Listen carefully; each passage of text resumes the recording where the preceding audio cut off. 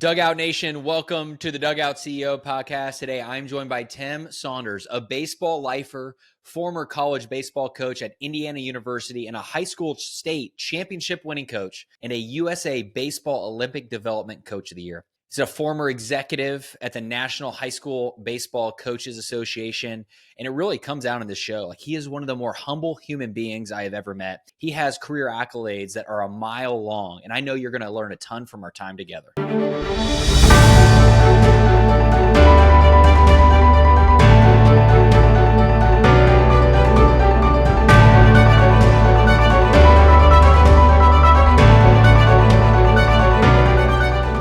Tim, welcome to the show.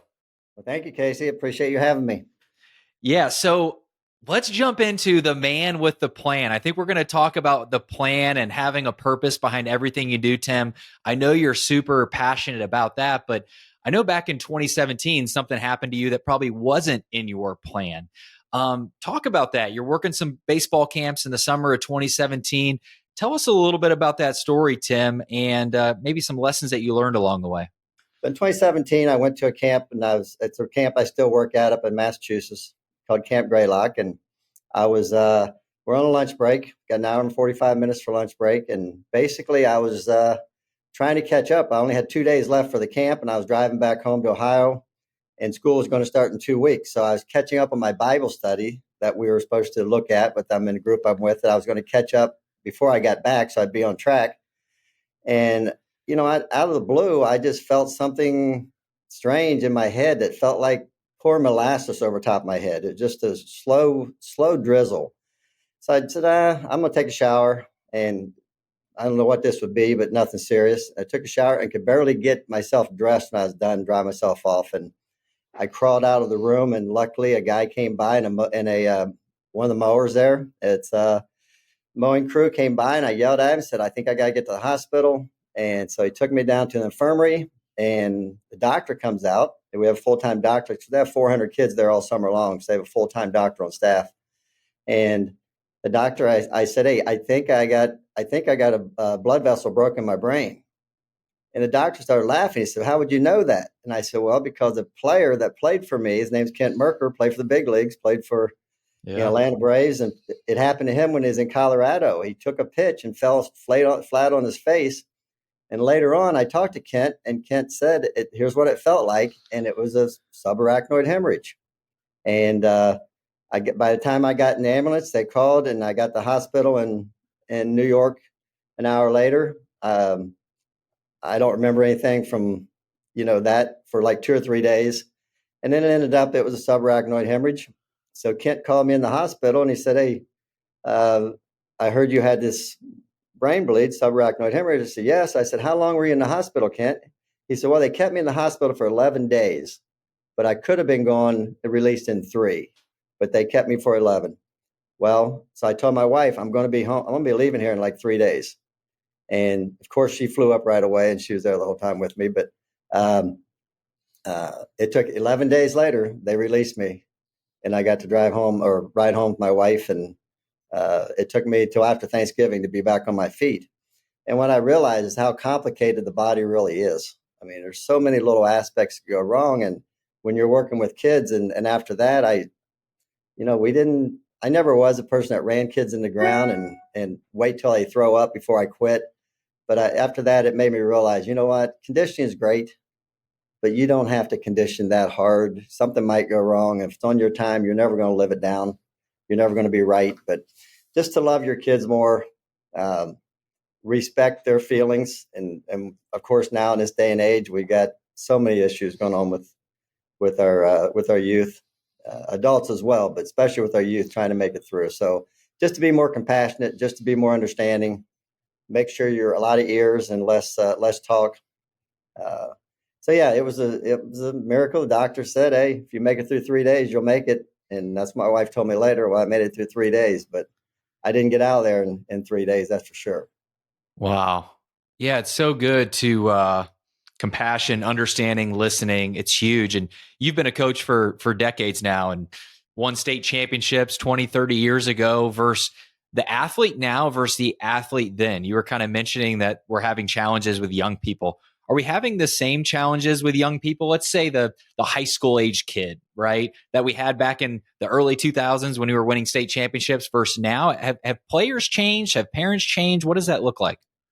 There's been a lot of changes. I don't know exactly where to start, but the biggest thing you got to realize is that if you're a coach, in my opinion, you can't just coach these days. When I started out 45 years ago, you could just coach. There was a line, and that line in the sand, the parents didn't cross the line. They trusted you to know to be with their kids. And the players didn't cross the line, and the coaches didn't have to cross the line.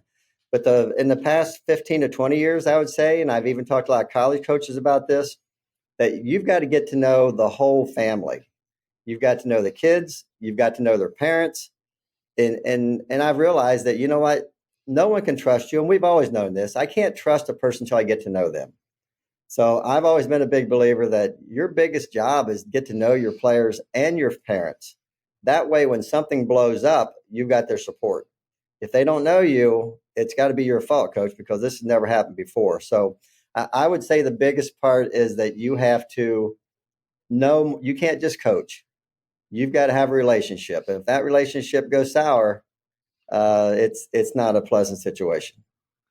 So what advice would you give to somebody that has to build that relationship? One, with whether they're a coach and they're leading a player, or they're a business owner and they have a direct report. Like, how do you build trust? How do you build that relationship with who you're leading? And then we can talk about the parent later. Yeah, I think you just got to spend time with them. It can't be on a text. You're not meeting one on a text, and that's the problem. I think I say that social media is going to be the death of our country. It may be the death of the world, especially with things that you think somebody's telling you this. Now with AI coming in, it sounds like this guy's voice or this girl's voice. It sounds like this is legit. It looks like it's coming from my bank, but it's not coming from my bank. So I try to stay away from a lot of that, but knowing that that's the world that we're in, kids are growing up to this. It's their involvement and their issues are related more to the social issues. So I think you got to meet a person face to face to get to know them. You got to spend time with them to really understand them. And for me, it's like and I'm working the golf course now, and we got a great boss, and he's going to come around. He's not around a lot with us when we go out on our jobs, but he checks in with us. Hey, how's it going? I saw this, I saw that. You missed this, but at the same time, complimenting and letting you know you're doing a good job. And I think you can over compliment because everybody loves compliments, but you can over compliment. The guy thinks he's doing great until the day he's not, and he gets told that. But I think spending time with individuals, finding a way to reach out, and if nothing else, just eat lunch with them. Just go up and stop in their office, just whatever it might be. Just let them know that they're there, you appreciate their work. Hey, good job. How's this project going? And let's just keep it up. I know it's going slow, but we're still working on it. Sure. And if you don't have time, then with the individual, I don't think you're advancing very far with your relationship. How does somebody that has to have 10, 20 different relationships do that with the people they lead? Does it have to be one-on-one, belly to belly, or is that part of it, but there's also spending time as a group or a team? Because that does seem like a lot of pressure on somebody. If you're at the head of your organization, where you're the head coach or the CEO, like earning trust throughout everybody, like how does one do that with the limited amount of time it feels like you have? Well, I think there's a couple ways for myself, but if you look at the way it can be in groups, it doesn't have to be every day. It doesn't have to be every morning. It doesn't have to be every evening, but it's when you get a chance, walk around and let people know that you care about them. Because if people know you care about them, then they're on your side. And my belief. But at the same time, if I go out and get a chance to talk to other people, or to make sure that we're working together as a group, we can have our group experiences, which is basically in baseball and football and basketball, be your practice times, but also follow up with the ones that are your superiors, because I may be the head guy, but my assistant coach is running the pitching staff. I want to go down with them while they're working out and let them know that, hey, I see what you're doing here. Keep it up. It's going to pay off in the end. And I think it can be done in many different ways. But I think the eye-to-eye contact, face-to-face, is much more valuable than just sending out a letter of thank you or an email of thank you.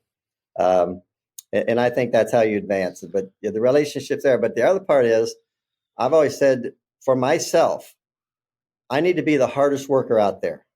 If I set the example and set the tone, then no one can sit back and say, well, coach is lazy. He just sits on a bucket and he doesn't do anything. Or that guy just sits in his office all day long and doesn't do a darn thing. If they see you doing hard work, labor work, then they trust you more that, hey, he's not just talking the talk. He's actually walking the walk and doing some things. He's not above the work ethic that needs to be done for people at my level, whatever the level that might be. And for instance, like when I got done with it, I never left the field until it was completely finished. And I didn't even have my players in the end. I didn't have them help me because I didn't want to redo what they were supposed to do. So when they're leaving and going home, then I'm staying another hour and a half edging and dragging and putting stuff away where they can see that I'm still there and it's dark and they're already home, had their shower and had their dinner already. So I think you can't be above and beyond the workload that other people are doing. Yeah, because I think it's very noticeable when the lower level sees the upper level doing nothing but criticize, but they know the work needs to be done, but they're not willing to help out. Do you find a lot of leaders use the word criticize? You said earlier, Tim, that somebody thinks they're doing a good job until one day they're told they're not. Do you feel like leaders today are good at healthy communication when players or those they're leading are not doing a great job? Or do they bottle these things up and then one day it just comes out? I've always said this. I think there's many things in life that you're born with. Can you be taught that? Yes. But if your personality doesn't fit what you're trying to get accomplished, even though you have the education and the smarts and the degree, it's going to be tough for a person to come out of their shell to change who they are if they were born an introvert and they're not willing to come out and express that. So I've always think part of this is part of being successful is the genes that's inside you unless you work at overcoming. Give you an example. I used to, when I was young and asked to speak at a couple of clinics, I mean, and they were small clinics, and I was so nervous for 2 or 3 days, just making sure I don't fumble this and mess it up. It took me a long time to be able to be confident enough in a group of people that also knew the game to let them know that I'm confident what I do works for me. And if you try these things, it'll probably work for you, or could a good chance to work for you. So, but that was built over time that I got to the level where I could actually speak at an audience of 500 or 1,000 at a national convention and feel comfortable about what I do is what I know is what I do. So, but I think it's something you got to work at.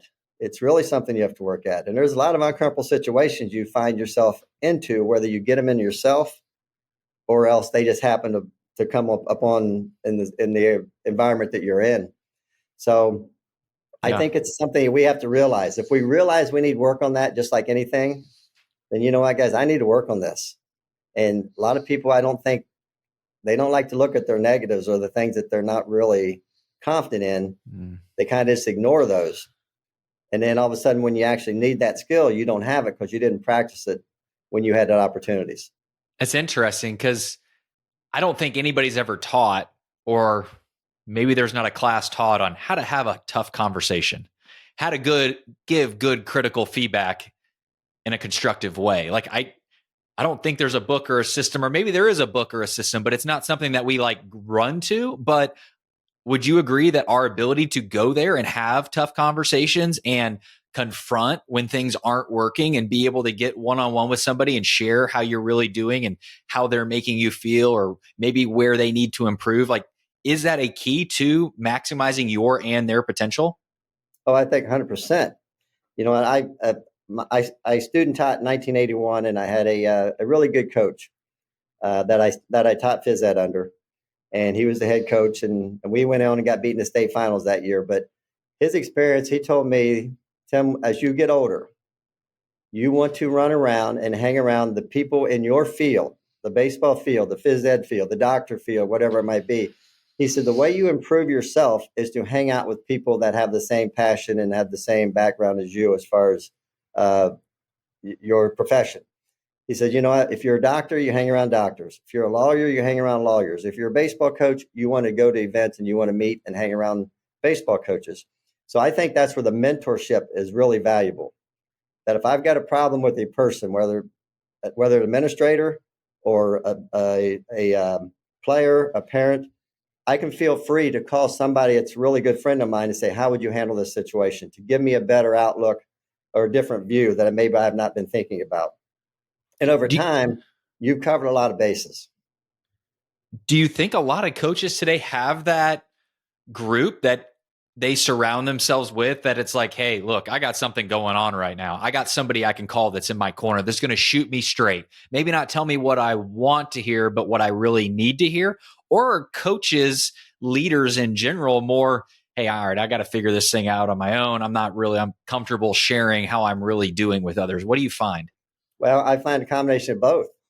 I think if you grow up with a really good support system, number one, hopefully it's your parents that have taught you a lot of things along the way. Number two, it's your teachers and your coaches that you've had in the past. I mean, I've seen many coaches that say they had a terrible high school experience, but they played baseball or football or basketball, and now they're coaching.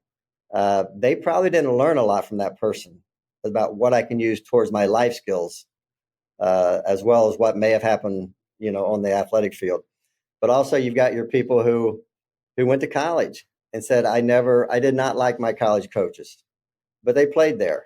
And now they're coaching because they played at a college level.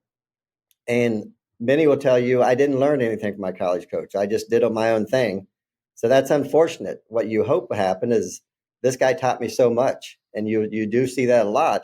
But I think there's twice as many that did not get the good experience that got the good experience. And now they're in the same situation as their high school or college coach. Can I be better than them? And many times it's not, because I don't have the background to know who I can go to.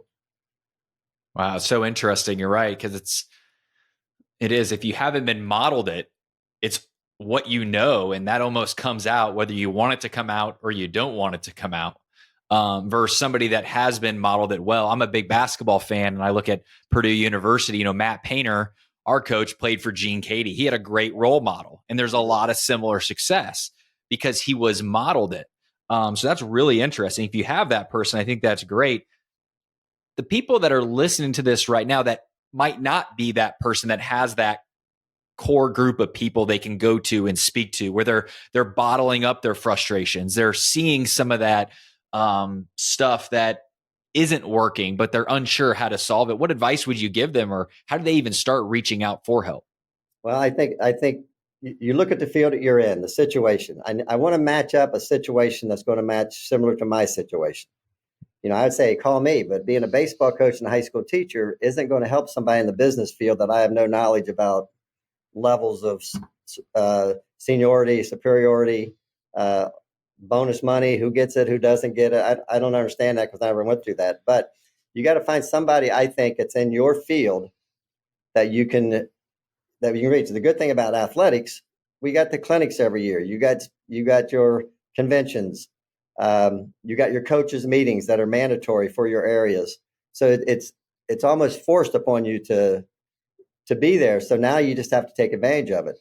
If I'm in the business world, I know there's meetings about things in your area, in the law field, the doctor field. There's things that I need for my upgrades for my own license, but maybe it's like, hey, while I'm there, I'm not just attending this to get my upgrades and to keep my licenses. I'm there to actually meet people and listen to people talk, but also meet others that I can, whether I drink or not, have a beer with, or let them have a beer and I'll just sit and pick your brain.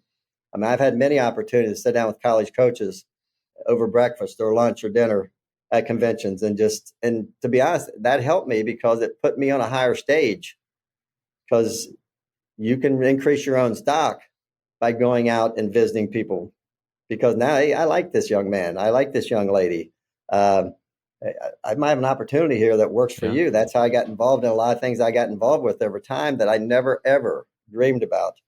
And now all of a sudden it's like, hey, we had an opening with USA Baseball. Would you like to go to Mexico for 10 days with unbelievable. I mean, so yeah, I'd love to take advantage of that. So it opens up a lot of doors when it's face to face and you're actually communicating. When the problems open up, I have people call me, but I know there's a lot that are afraid. They're afraid to ask for help. And of students and people normal are afraid to ask for help. That's why they get themselves in such a hole in life and they think they can't survive it. But people are generous people. I think you reach out and sometimes, you know what, you can call a coach up or a person and not even know them. Just say, hey, I'm looking for advice. Can you help me out?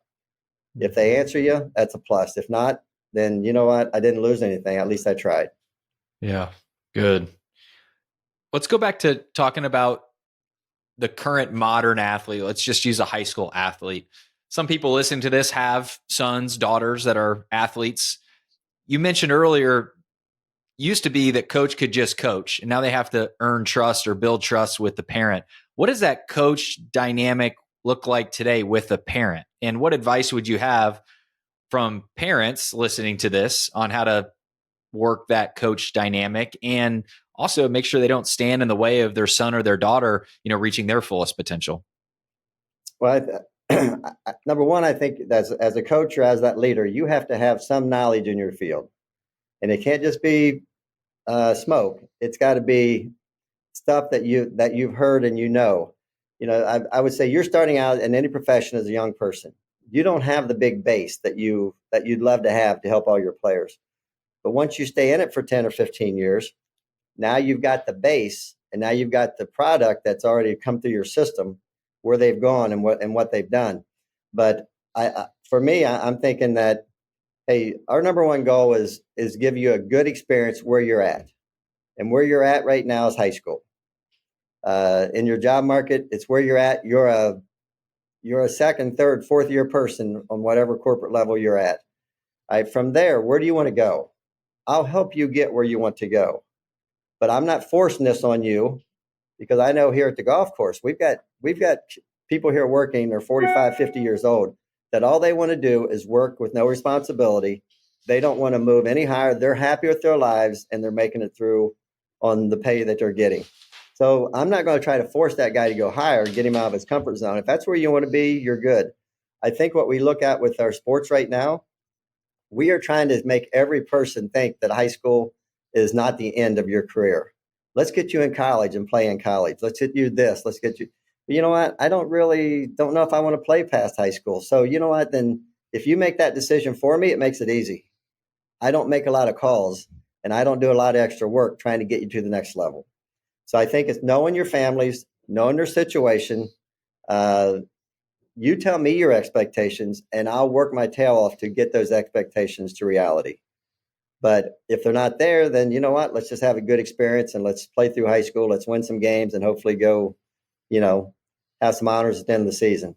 And that happens. I mean, the thing I see now is that we're starting these young men and women at 7, 8, 9 years old, and we're trying to make a sport a 7 or 8 month sport. It doesn't have to be year round. I think, hey, take a break, because where you are at 7, you have no idea where you're going to be at 18. So if I'm playing on travel ball and I'm playing 60 games, to me, that's the easiest way to burn a kid out and say, you know what, Dad, or Mom, I don't want to play this anymore. I played enough. And I've seen it at my school. I've seen kids who are good athletes. Instead of playing 3 sports, they put all their eggs in one basket and went one. It didn't pay off. And by the time they're a senior, they're either they're still playing or not really into it, or it's like, hey, I'm not playing anymore. I've had enough. Yeah. I'm going to get a job, or I'm going to do this. Yes. So I'm not a big fan of putting all your eggs in one basket. Investing what you think is an investment, to me, it's a bad investment for a lot of kids. Yeah, it's crazy because sports in general, starts fun. Hey, I'm 5 years old. I'm playing t-ball. Everybody's running around having a good time. Maybe there are a few tears here or there, but at the end of the day, they get their ice cream and they have a great time. And then they get into, all right, now I'm in travel ball. All right, now I'm in high school. Now I got to get that scholarship. There's so much pressure of what's next rather than just enjoying it. And then they get done playing sports. And then what happens? They go back to playing slow pitch softball and it's fun again. And they go out and eat pizza and wings and ice cream afterwards. So it's like, how do you maintain that throughout your entire career, that you don't just worry about, all right, well, what's next? How do you be present with it? And it does feel like the world is pushing us more towards performance, which there's nothing wrong with performance, but if it's all about performance, that's a little bit of a rough way to live. Well, and that's where the relationship becomes even more important, because what the player wants may not be what the parent wants, but the player can't tell the parents because with their relationship, they're afraid to actually tell dad or mom, I don't want to do this. So sometimes that's where the coach has to step in. The leader has to step in and say, Dad, you're putting off a lot of pressure on Johnny. Well, I know he wants to. Well, you might want to step back because I'm not so sure he wants his goal is the same goal as you have. Wow. Just enjoy it, because as a parent, and it becomes important for me because I'm a parent. Before I was a parent, I couldn't say, here's what I'm looking at with my own son and daughter. But now that I'm a parent, as I get older and I realize a little bit more how parents act, I've learned from some of the parents we've had or coached, say, here's what I would suggest. And not to say he's bad, but your son needs a break, or he's going to burn him. He's going to be in a situation where he doesn't want to show up anymore, or your daughter the same way. So I think we can do the same thing at work. I expect you to work 40 hours a week, but basically we need you here 50 hours a week. Well, I got a little child at home. I got to, I don't want to take my work with me at home every night. You're the CEO. I understand that this is your life, but it's not my life. That's the same with a coach. I know coaching is your life, but my passion for the sport is not the same as a player as it is for the head coach. Yeah. Because I want this out of you. Well, I don't want that out of myself. Wow. So I just want to make it through and have fun. I just want to, I think you got to look at those levels and say, you know what, I may be running off more people than I'm actually trying to help out and save. What do they really want? Wow, that's so good. And I think that's part of that relationship that you need to find out, and what you need to know going into how far you want to push them. If sky's the limit, then here's what you have to do, and let's go for it. If sky's not the limit, then let's back it off a little bit and say, okay, for me, I didn't make my summer or my assistant coaches work on the field with me on Saturdays and Sundays. I just did it on my own because I knew they had a life and they enjoyed it. And I didn't make them run tournaments. I'd do it on my own. I'd be the guy, say, guys, you guys take the time off. You don't have to be here just because I'm here. I'm here because I want to be here. But if you can help out, I'd appreciate your help. Now, certain things come up. Guys, on this day, we need to all be here. And then they were more than willing to put in all the effort they needed to get through an event or help out on that day, where it wasn't just expected that you'll be here every day. And what do I get out of it?